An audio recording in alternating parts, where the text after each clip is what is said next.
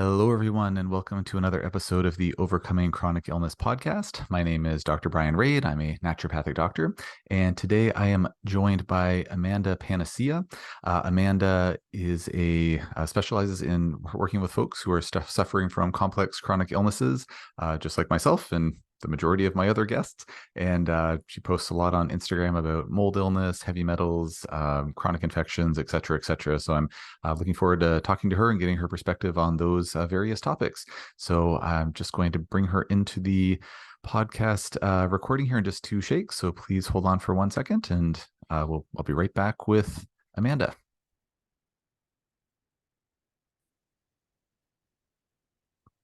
All right, everyone. I'm back now with Amanda Panacea. Amanda, thanks so much for joining me today. Yes, thank you so much for having me. My pleasure. And before we jump into some of the questions, Amanda, would you mind just telling the listeners a bit about yourself and how you got involved treating complex chronic illness, and just a bit of your background, please? Sure. Yeah, it's a long story, so I'll keep it short. But I originally became a licensed mental health counselor. I grew up with a great, huge family, but there was a lot of alcoholism and heavy drinking. And I kind of always wanted to get into substance abuse. Then throughout that, working in psychiatric hospitals, detox facilities, I was just so appalled at how we were treating mental health. And it was like, this was not what I came here for. And so then I started to really get into working on my own health. I was an athlete in college and high school, so I was kind of always into it. And I went back to school and got a master's in functional medicine and human nutrition. But the irony is, at the end of that degree was actually when I was at my absolute worst health. I had kind of been burning the candle on both ends my entire life. I also struggled with alcohol abuse and was very deep in party scenes and party drugs. And so after that, I got hepatitis A. I was hospitalized. And then during my recovery, I was exposed to mold for a good year and a half in a building that was right on the water in Miami. And so then I developed mast cell activation. I had rashes all over my entire body. I was also still working with people, so my self-esteem was just tanked. How could I have just gotten this degree and be sicker than anyone that I know?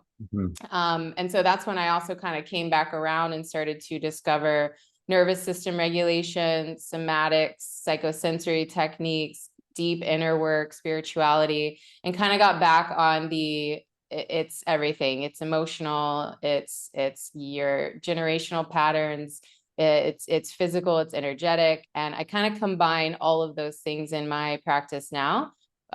We do a lot of not just testing and supplements, but we also do a lot of lifestyle changes, a lot of inner work. I teach a lot of regulation tools, and we do a lot of emotional somatic work too. So that's in a nutshell. Thanks for the nutshell. And taking that comprehensive approach is oftentimes so important for a lot of folks.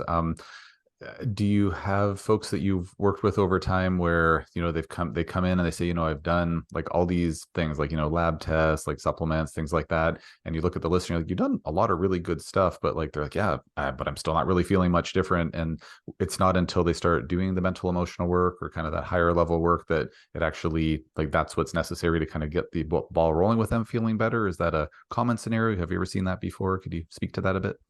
Oh yeah, that's pretty much every single person that I worked with, honestly. Is that all? Just everybody? Okay. Every single person. I mean, I know that there are people out there who have improved just with, the diet change and supplements. People in my family have been people close to me, they just needed a little nudge and a little shift, and they were okay. But when you're dealing with complex chronic illnesses, there's absolutely always the emotional nervous system component to it, because just developing an illness like that in itself is extremely traumatic. And you didn't get there for no reason. When folks come in to see you nowadays, do they kind of come in expecting that they're going to be doing that non-physical level work with you, or do you have to have that conversation of you can't just get away with the physiological treatments here. We need to look at some some mind body stuff, mental emotional stuff, or whatnot? Yeah, I usually meet people where they're at. Most people that work with me know that I also do a lot of the emotional work, so they are coming for that as well. But there are still people who maybe they have like another therapist they're working with, or maybe they are doing some of the brain retraining programs and they're like, let's just do testing for now. And if I feel like I need support in that area, we can talk. So it just depends on the person. I kind of put together packages and like long-term packages depending on what the person is looking for and what they're ready for and what they can afford. Great. So say if a person is listening to this right now and they're like, hey, that kind of sounds like me. Like I've been doing all these things. I've seen all these different doctors. I've had every test. I've spent oodles and oodles of money on all of this. And like, I'm not nearly as well as I feel like I should be at this point. Um, what would you say to that person to, sort of bridge that gap between like, okay, yeah, you've done all this physical level stuff, but like, let's do some mental emotional work. Like, how would you frame that to a person who hadn't already heard the little preamble that you just gave to everything? Like, how would you present that to say like a new patient or client that was coming into your practice to say, hey, like we need to look outside of the physical realm? Yeah, usually I'll tell them a little bit about my background and my story. Because I was definitely like, it's going to be all science. I'm a therapist myself, so I don't need any of that emotional work. Like I did that a long time ago and I was Mhm, very mhm. resistant to it. So I totally get it. And usually I will explain just how important the nervous system is for your health and recovery. I also use a framework and a discovery called German New Medicine, which is a little underground. I don't know if many people have probably heard about it, but it's basically a framework for how your perceptions change your organ, your tissues, your cells. And it's all an adaptogenic process that is allowing you to survive whatever the stressor is.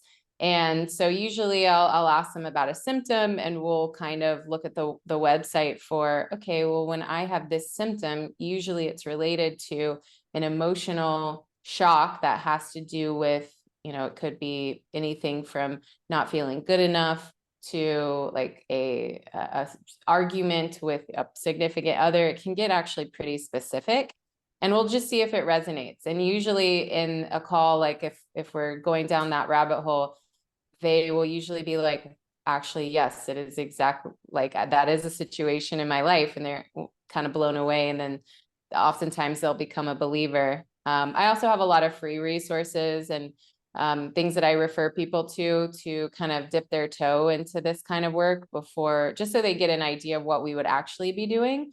Because when I say things like nervous system regulation, somatic work, psychosensory techniques, for a lot of people, it's like, well, what does that even mean? Like, are you doing energy work? What does that look like? And so I'll kind of explain a little bit more in detail what it actually looks like. My goal for everyone that I work with is to teach them how to do this stuff themselves so that they don't need me after a couple months. They get the hang of it. They can sit with themselves, understand what it means to actually feel an emotion, or they can even start to unravel the layers of like events and things that were traumatic in their life without me having to guide them. So that's kind of how I set people up for success. Yeah, that's really empowering. So that's awesome. And I don't know if I've really heard many folks talk about, setting patients up with or clients up with like the tools that they need to kind of do that deeper mental emotional work. I mean, I guess when you get into things like amygdala retraining, like the Gupta program or DNRS, then of course that's very self-driven, although there can be some coaching and whatnot along the way too. But could you maybe delve into that a little bit more, like in terms of, I don't know, maybe giving a bit more of an example of how someone might apply that? Like, is it that, oh, I've been feeling really like I worked with Amanda for a while, and like now I've got these tools in my tool bag, and like things are going along pretty well, and then like I've just been feeling really sad lately. So they would then sit down, do some introspective study or introspective work, self-reflective work, do some techniques. Like, could you give us more of a tangible sense of what that would look like if I'm on the right track Yeah. somewhat? Oh, yeah, definitely. So I kind of combine a lot of different modalities. I took every course out there, the brain retraining stuff, the somatic certifications, German new medicine certifications. And so Mhm. I kind of have my own style now where we combine all of the things. And one of the main things that I always teach is how our body actually digests emotion. So you've probably heard every therapist and every clinician out there say trauma gets stored in the body. It's not in the event, it gets stored in the body. And so for me, what was really difficult was I was like, well, what does that even mean? Like, do I have to do these intense breathwork sessions? Like, how do you release it? And so I teach the what are called the 5 channels of awareness, which is the mind. So our mind is one of the ways that we learn to understand what's going on. Our imagination, which is where we use like sight, sound, touch, taste, and we can access memories. We can make up new scenarios. This is also like how people manifest using this channel. We use the body movement, body posture, body behavior to understand like what is going on if we tend to be really shut down, or just we gain insight from how our body is moving and acting and posturing. Emotions, how do you feel? Anger, sadness, whatnot. And then the inner sensations, which is where a lot of people get really, really stuck with chronic illness, is constantly being in this channel, scanning for these inner sensations, which, are basically symptoms. And they're never getting fully digested. They're never getting fully processed. We are just kind of focusing in on the problem.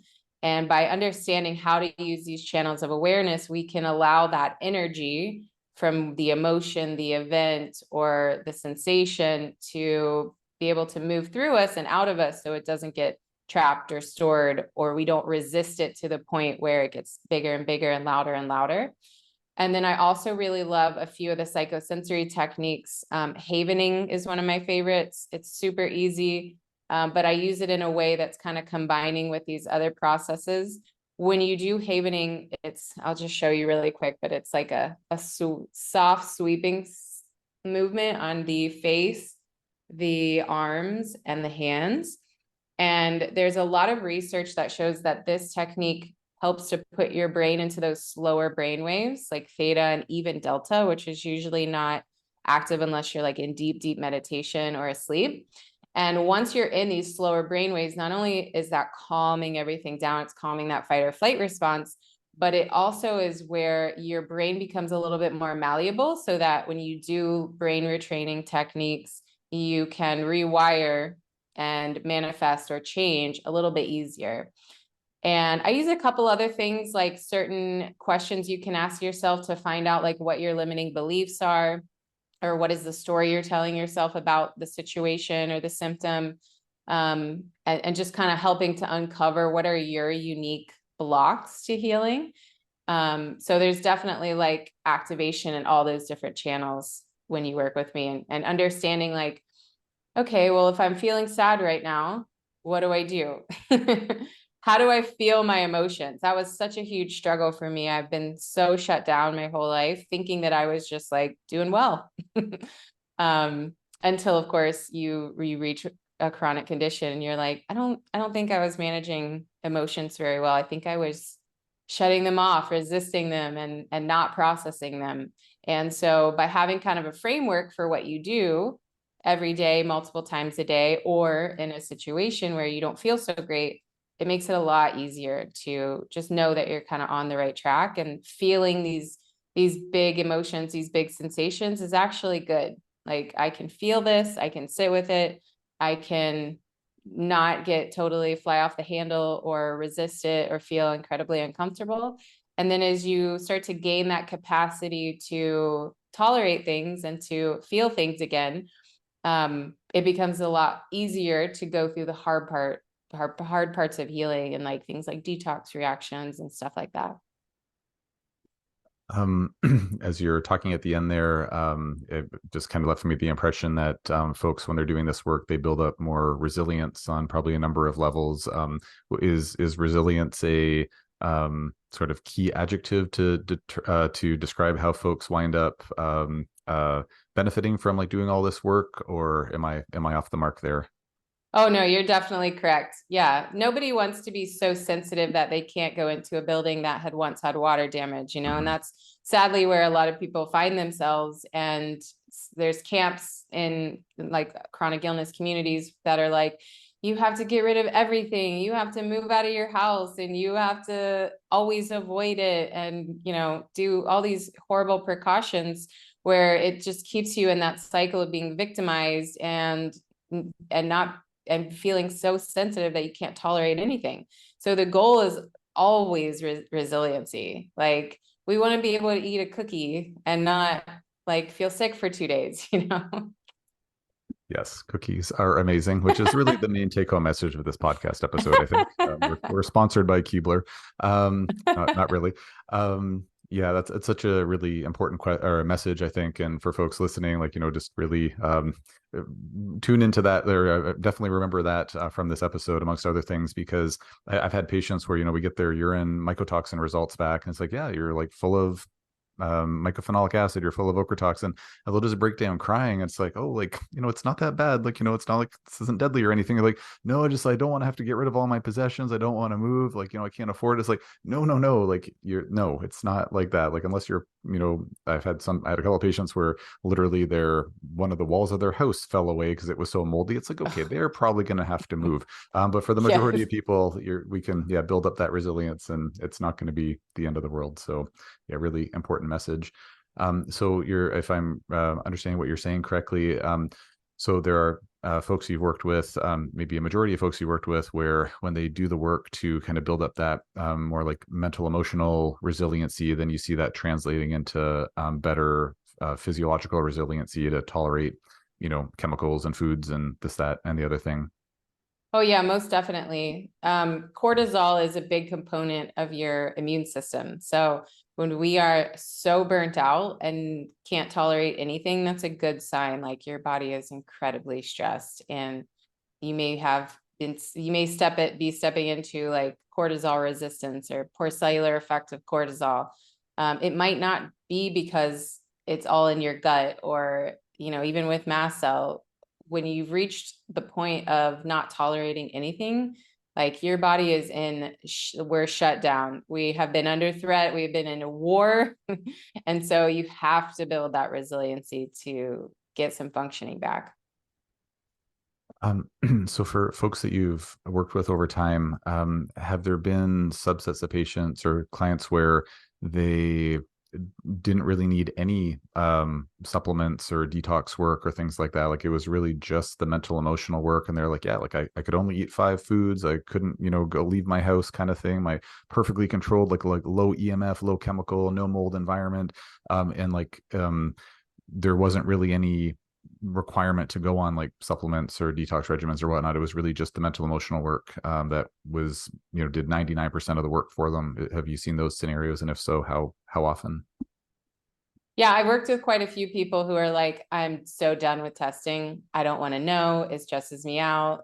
I'll obsess about it. I just want to do this type of work. And we will definitely, some people have blown my mind, some of the people that I've worked with.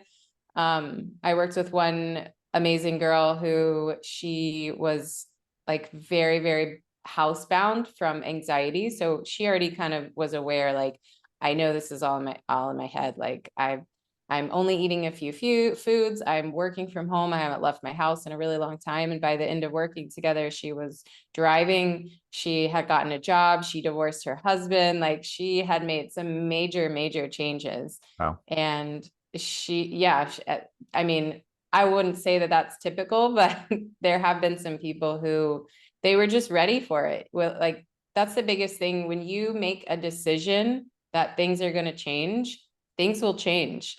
Tony Robbins, I think, said this. He was like, people will say, it took me 10 years to change, but it only took the last decision. It just took you 10 years to make that decision. Mm-hmm. Oh, sorry. Were you going to say something else? No, Oh, that's okay. it.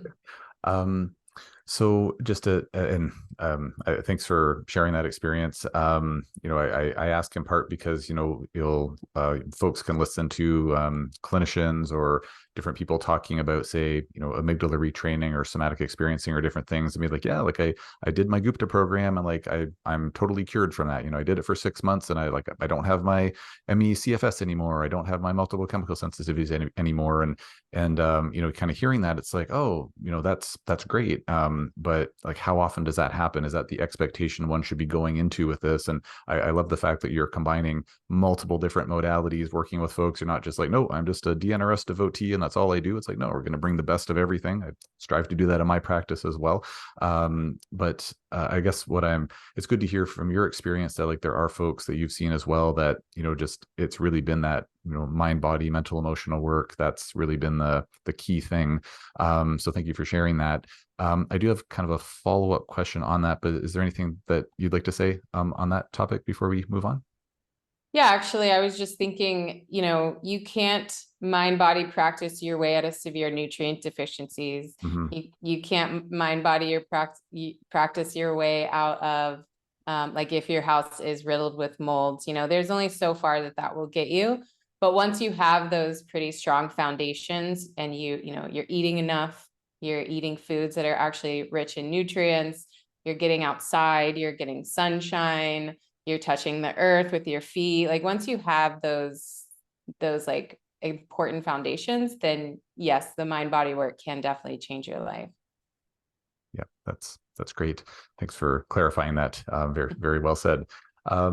So at this point, where we've really gone down the mind body rabbit hole, I think we should switch topics here, but I'm not quite done yet. I got a couple more questions for you if you don't mind. It's a really important topic, and as folks who listen to the podcast can attest to, a lot of my guests have really talked about the importance of bringing this in. I mean, not all of my guests actually are in the trenches doing that mind body work with the patients or clients themselves, as you are. It's more like, oh no, I'm going to do all the physical work, but I have my people they're referred to do this work. So we're not all gifted in that area, and so it's really important topic. But at this point where we spent a lot of time talking about this, I know from experience, sometimes when I'm talking to my patients about, like, yeah, let's look at amygdala retraining, somatic experiencing, et cetera, sometimes they, understandably, but like erroneously, but understandably kind of get the impression that I'm saying like, this is all in your head. And could you just speak to, someone listening right now where they might be hearing you say like, okay, so like, yeah, I hear you if I'm really nutrient deficient or if I'm living in a mold riddled house, like those are factors, but like, can you, if folks might be listening to this thinking like, yeah, but like, I'm doing the best I can. And like, I don't know, like this kind of sounds like you're saying it's all in my head. So would you be able to, I know you're not saying that, I'm not saying that, but could you speak to someone who's maybe getting that impression and maybe correct that misperception, please? Yeah, sure. So stress on the body creates physical changes, bioenergetic changes, whether that's emotional stress, physical stress. So if you were exposed to like mold or a toxin, or you've got heavy metal toxicity, that will create changes in the body. That's the same as if you like went through an emotional trauma. So no matter what the stress is, the body kind of does the same thing. And whatever that is, the recovery can look similar. So we kind of have to teach our mind and our body to maybe stop looking for things that are negative and kind of retrain it to looking for things that are positive, and also be able to teach what that kind of feels like. Like just like any sort of habit that you have, if you've been in a chronic condition for long periods of time, that's what you're used to. And so your body and your brain are going to keep going down that neuronal pathway, keep going down it. So change out of that can be really difficult. We can be on the best programs, we can hire the best doctors, and we can be doing all the right things, but the body is kind of used to that chronically stressed state. And so when we teach it to, hey, we can still have fun, we can still feel good, we can feel pleasure, we're not waiting for the good feeling to come to finally go have fun or finally go on that vacation. We're learning how to incorporate that into our daily life now. Then the body kind of gets the hang of it. It's like, oh, okay, we're done with this program. We're gonna come over here and we can still go to a water park, or we can still go to the beach, even though our body's not perfect yet. And that in itself can be really helpful.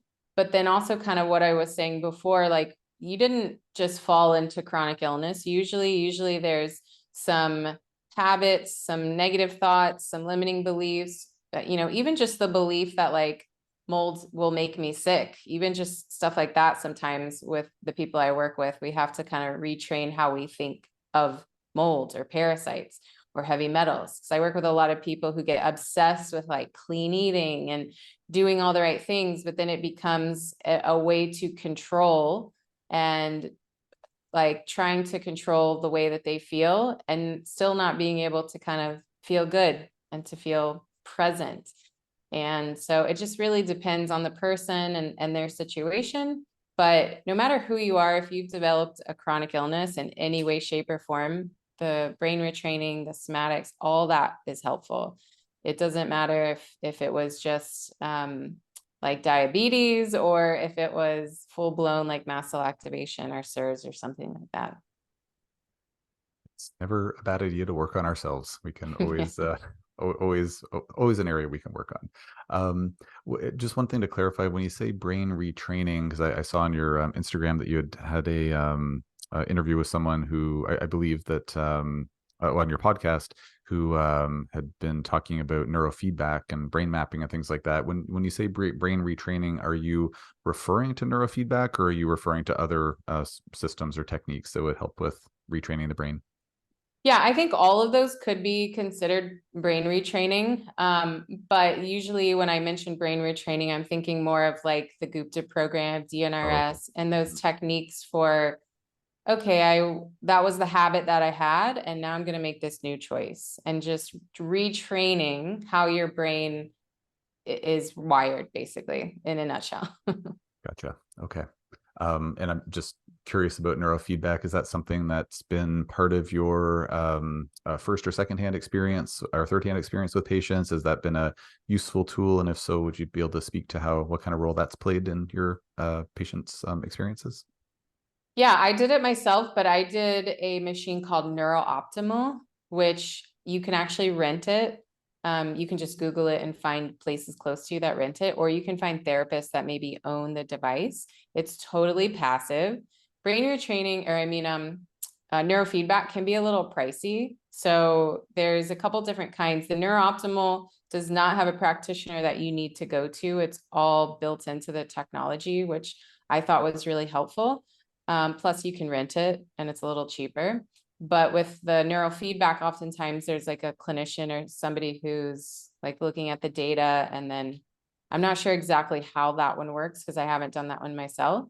But I definitely refer people to those types of techniques. I have so many things in my back pocket for referrals for people, just anything that can help them. Mm-hmm. Yeah, great. Thanks for sharing. Okay, so maybe moving to a somewhat different topic, if you don't Sure. mind, just so folks can get a little more variety out of our chat today, as I know you know a lot of things beyond the mind, body, mental, emotional aspect of things. I've seen several of your posts about, and you mentioned it a couple of times here, about mast cell activation syndrome. One of the questions I like asking my guests when they are familiar with MCAS is just what kind of tools do you find to be the most helpful in managing symptoms? I mean, say a patient comes in, you're like, okay, we got a lot of, higher level stuff to work on here. Maybe we need to, look at mold exposure, different things like that. But just to try to bring this poor person some relief in the here and now, I'm wondering what kind of tools you find to be the most useful for more like symptomatic relief with MCAS. Just before you answer that question, I'll just remind everyone that we're not giving any medical advice here. This is all for informational purposes. And if you need medical advice, please talk to your healthcare provider to get that advice. So on that note, what are some MCAS tools that you found to be helpful? Yeah, so I actually have a course that is kind of in the middle right now. It's called Happy Histamine, and I teach 6 different layers to MCAS. So on the top layer, I teach that we are in obvious like threat constantly, cell danger response. So there's a lot of different tools that can be helpful for kind of calming this. The mind body techniques are definitely on that list. But then of course there's herbs, there's medications. I was one of those people that was like, quercetin, all these mast cell stabilizing herbs, anything natural, did nothing. Like I was non-responsive to any of those supplements. So I try, usually if I'm working with someone, I'm not a doctor, so they would have to be referred out for any sort of medications, but it was almost like insulting at that time when I was so sick to tell someone you just are going to have to take quercetin and do nervous system regulation. Like it was impossible.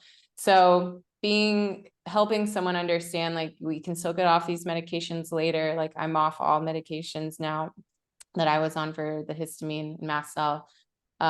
They can be really helpful to give you that piece to then start kind of chipping away at the other layers. So then underneath that layer 5 is like, okay, well, we've got all these chronic infections going on. We've got tons of parasites. Usually there's mold involved, maybe the Lyme and all sorts of other chronic infections. Why do we have these chronic infections? And so deeper layer, we'll look at like German new medicine, looking at all the different drainage pathways. Okay, why is your liver so stressed? Are you being exposed to mold, or do you have heavy metal toxicity?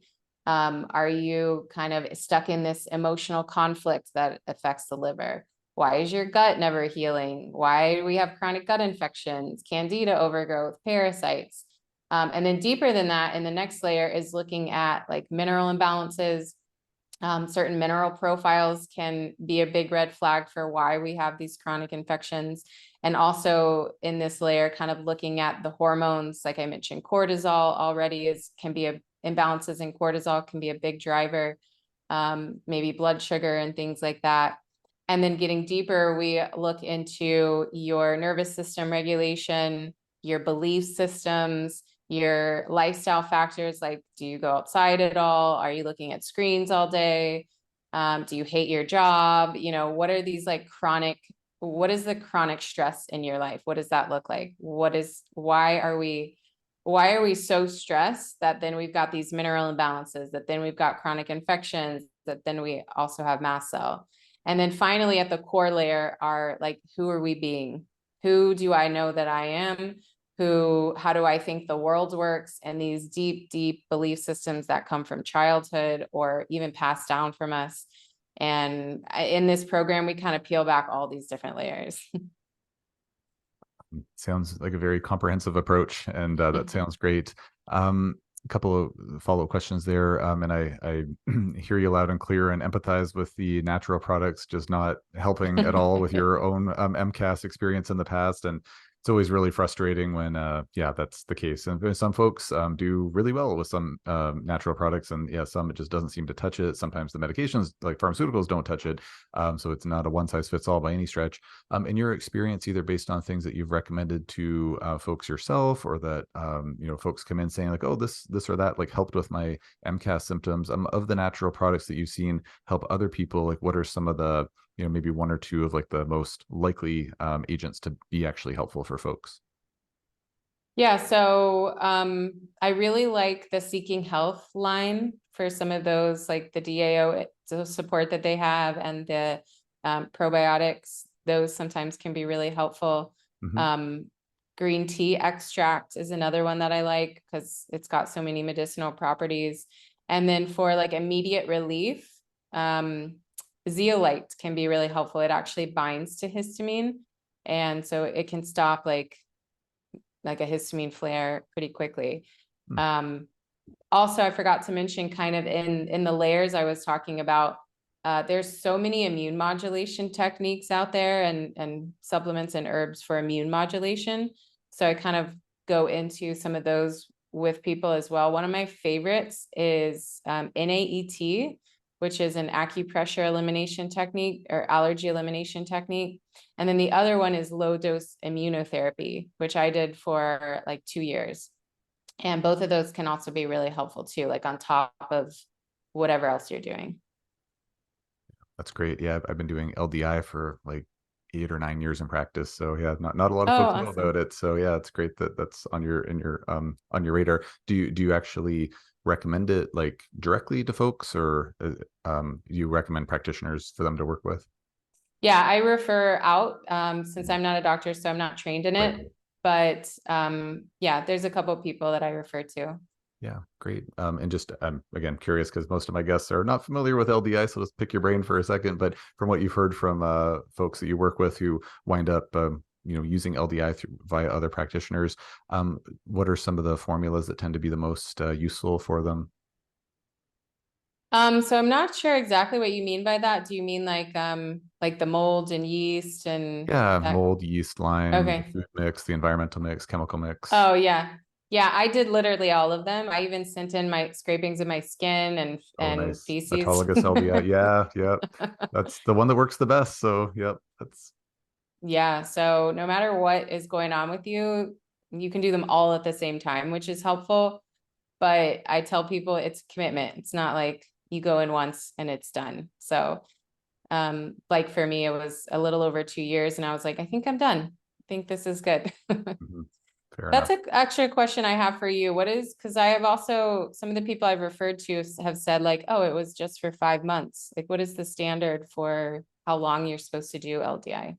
I mean, really the kind of the main time sucker potentially is just finding the right formula and finding the right potency of the right formula. So there are different methodologies out there. I've been doing it for quite a long time. I've kind of evolved the way that I've used it over time. So I'm pretty good at fast tracking to figure out what formula and potency a patient needs. But yeah, once you find the formula that's actually or formulas that are actually making a difference, it varies from person to person. But as a general rule, like about maybe 3 months, give or so, of being on the right formula to get to the point. Well, should say at least 3 months of being on the right formula where you might not need it anymore. Some patients might need to be on it for a year or two, maybe longer, depending on the case. So it really kind of varies. But once you find the dose that's helping, it's helping so much that patients are like, hey, if I have to take this for 3 years, I'm happy to do it because it's just working so well. But yeah, it definitely varies. But yeah, I've had some patients where back in the old days when I was doing LDI and the most sort of like Dr. Vincent, who developed LDI, he's kind of evolved his methodology over time. And in the old days, like it would sometimes take a couple of years to find a dose that was making a difference for somebody. But then once you found it, they loved it. So yeah, but a lot faster nowadays, I think. Oh, nice. I'll definitely refer more people to you then. Sure. Yeah. Happy to see anyone who wants to work with LDI. Yeah, it's an awesome, awesome therapy. As I'm fond of saying, for folks who need it, it's just miraculous. For folks who don't need it, it just doesn't do a blessed thing. But yeah, it can be really, really helpful, but definitely not indicated for everybody. Um, Mhm. One of the things you mentioned a couple of times, just around the whole MCAS piece, was about cortisol imbalance, and of course, doing the right kind of stress reduction, brain retraining, et cetera. That can have a huge positive impact on cortisol rebalancing. But are there any supplements or other interventions that you've experienced yourself or by proxy through folks you work with where it's been helpful with cortisol regulation, or is it mostly the mind body kind of higher level stuff? Yeah, actually, one of my things that I like to tell everyone is don't ask me what I can take to lower my cortisol. Ask me what I can do to lower my cortisol. Sage-like words. But I really find that mineral balancing can be really helpful for this. Like with the HTMA test that I run, when I see potassium at like a 1, which is like they have to put at least a 1, I know this person is like it does not have good cellular effect of cortisol at all. And that can be a big link as to why they're so sensitive to everything. So working through a program with like, of course, supplements and minerals, but also the lifestyle factors, that can be really helpful. The other thing, I mean, the glandulars, adaptogens, they can be helpful as well. But for some people, it might be like a band-aid that kind of pushes them even further into burnout. So we have to kind of be careful with those types of interventions, even like B vitamins for some people. So definitely always a bio-individual approach. There's not like one thing that I'm like, I give everybody this. For sure. Yeah, that's important to be individualized, to say the least. Um, just as we're starting to wind down on our time together, Amanda, I'm just going to ask you a couple of more like rapid fiery kind of random questions, if you don't mind. Sure. What one of them Let's is, go. let's go. Yeah, okay. Yeah, brace yourself. No, just kidding.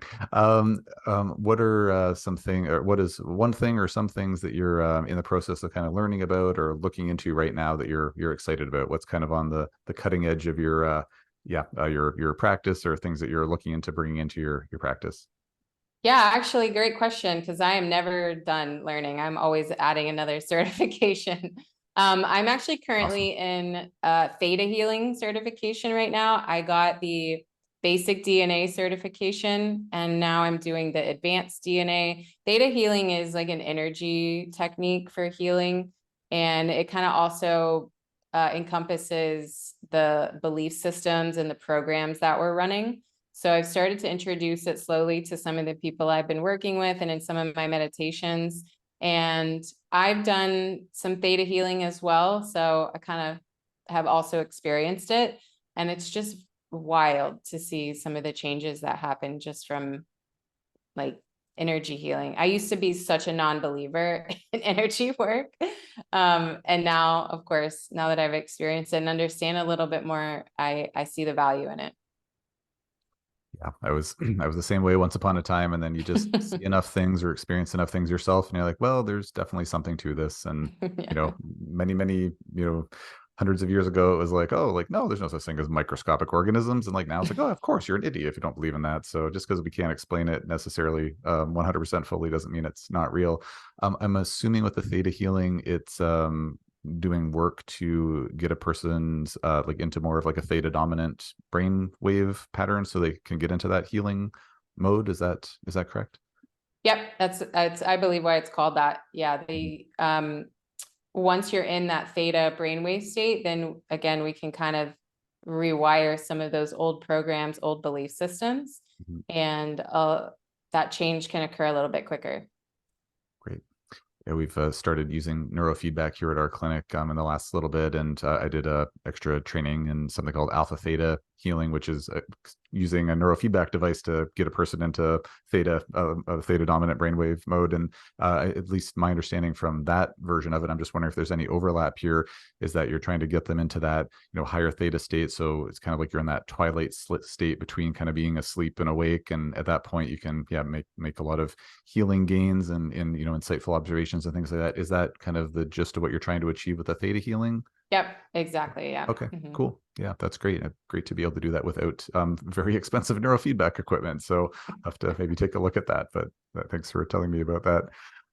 Well, just before we wind things down, Amanda, is there anything that you'd like to share with listeners that we haven't got into? Anything that you think would be a benefit for them to hear? You've already shared a lot of wisdom with us, which I really appreciate. But anything else that you'd like to mention before we start to wind things up? Sure. Yeah. So I kind of touched on this a little bit, but when you kind of are in like the trenches of feeling absolutely horrible, it seems like that's all you're thinking about all the time. And finding something that brings you joy, finding something that you could be creative, even if it feels difficult to do, or even if it doesn't bring you as much joy as maybe it used to, but kind of practicing feeling good, practicing feeling pleasure, practicing being creative, those are going to be more powerful ways that you're going to come out of this than how many coffee enemas and saunas you did. And that I think can be hard when you're really like stuck in feeling horrible. Definitely more fun to do something you enjoy than to have a coffee enema. I think most people would agree.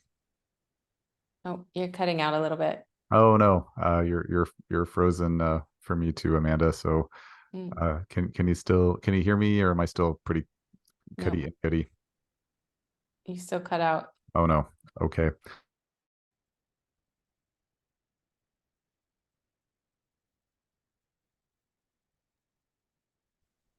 Can you hear me, Amanda? Yes, you're Okay. back. All right. Sorry, folks. We had a little technical glitch there, but That's okay. almost perfect timing. We're just wrapping up. So, thank you for sharing that, Amanda. I made a bad joke about I'd rather do something I enjoy than having a coffee enema any day. So, I just didn't want you to miss out on that joke, so I thought I'd repeat it. Um, and but yeah, thank you for sharing that. Just uh, just while the internet's still holding out here, could you please share with folks where they can access you on social media if they want to work with you? Do you work with folks long distance? What kind of resources do you have? Online courses? What kind of things can folks? How can folks access you? And I'll include anything that you mentioned in the show notes. So please fire away. Awesome. Yeah, I do most of my posting on Instagram. It's at Amanda Panacea. And then I also have a website. It's thehealerrevolution.com. And that's also the name of my podcast. I combine a lot of different things. So I do one-on-one work virtually, as long as you're in a place that can mail in your hair sample, I can work with you. Or virtually if you just wanted to do like the emotional track. And then also I have a couple courses. So the one that I'm in process now is Happy Histamine. And this is a 6-week live course that is for anyone dealing with histamine issues or mast cell activation. It does include the somatic work, some energy healing, but also some of the functional medicine stuff and techniques as well. And that will launch next in 2024. And then I also have a course called How to Feel. That is my personalized process for understanding, okay, I feel like garbage and I don't know if I'm regulating my emotions. I feel angry, sad, whatever, shut down, numb, and understanding how to create a daily practice that helps to kind of work through those things. Fantastic. Well, I will again include the links to all those in the show notes, or if you're watching this on YouTube, it'll be in the description of the video below. And Amanda, thanks so much for sharing your wisdom today. I really appreciate it. I got more than I bargained for today, so thank you for that. Thank you for having me. My pleasure. And thank you, folks, for tuning in to another episode of the Overcoming Chronic Illness podcast. We hope that you enjoyed it, and please stay tuned for the next one.